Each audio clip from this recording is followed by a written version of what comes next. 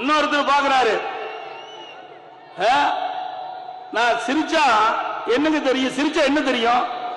பல்லு தானே தெரியும். நான் சிரிக்கிறார், பல்லு தெரியுது. நான் சிரிச்சா பல்லு தெரியும். உதயநிதி ஸ்டாலின் சொல்றாரு, 2019 எய்ம்ஸ் மருத்துவமனை மதுரையில் அடிக்கல் நாட்டினார் பாரத பிரதமர். இப்ப நானும் அவரோட அமர்ந்திருந்தோம். அப்ப சிரிச்சுட்டு இருந்தோம். அத உதயநிதி ஸ்டாலின் கொச்சைப்படுத்தி அவரு பல்ல காட்டிட்டு இருக்கான்னு சொன்னாரு. நீ என்னத்தை காட்டுற? நீ என்னப்பா காட்டுற? நீ இதைத்தானே காட்டிட்டு இருக்க. நீ இதைத்தானே காட்டிட்டு இருக்க. வேற ஏதாவது காட்டுறியா? நீ காட்டினா சரி, நான் காட்டினா தப்பா?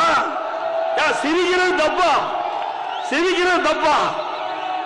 ஸ்டாலின் கிட்ட சிரிப்பே வராது. என்னைக்காவது சிரிச்சிருக்க பார்த்திருக்கீங்களா?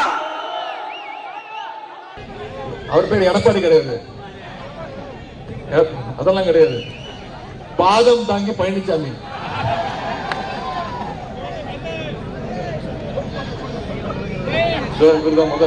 முன்னாள் முதலமைச்சர் இவருதான் முன்னாள் முதலமைச்சர் பாதம் தாங்கி பழனிசாமி. இவரு கோபம் வருது.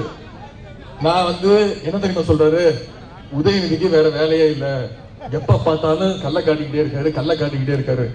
நானாவது கல்ல தான் காட்டினேன், நீ முட்டை போட்டு என்னத்தை காட்டினீங்க? யார பார்த்தாலும் படுத்துறது, மோடியை பார்த்தா படுத்துறது தரையில, அமித்ஷாவை பார்த்தா குப்புறப்படுத்துறது, சசிகலாமாவை பார்த்தா தவழ்ந்து போறது. அவர் சொல்றாரு, இன்னைக்கு சொல்றாரு, ஆமா நான் தவழ்ந்துதான் போனேன், அதுல என்ன தப்பு இருக்கு? தவழ்ந்து போய் தான் நான் முதலமைச்சரான. உங்களுக்கு இதெல்லாம் சொல்றதுக்கு வெக்கமா இல்ல?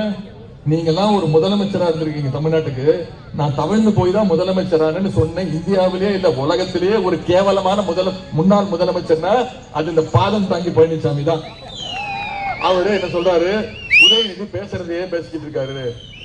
பின்ன நான் உங்களை மாதிரி பச்சோந்தி மாதிரி மாத்தி மாத்தியா பேச முடியும்? நான் பேசுறதான் பேசுறேன்.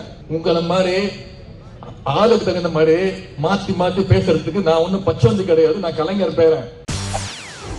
செய்திகளை உடனுக்குடன் தெரிந்து கொள்ள உடனே சப்ஸ்கிரைப் பண்ணுங்க.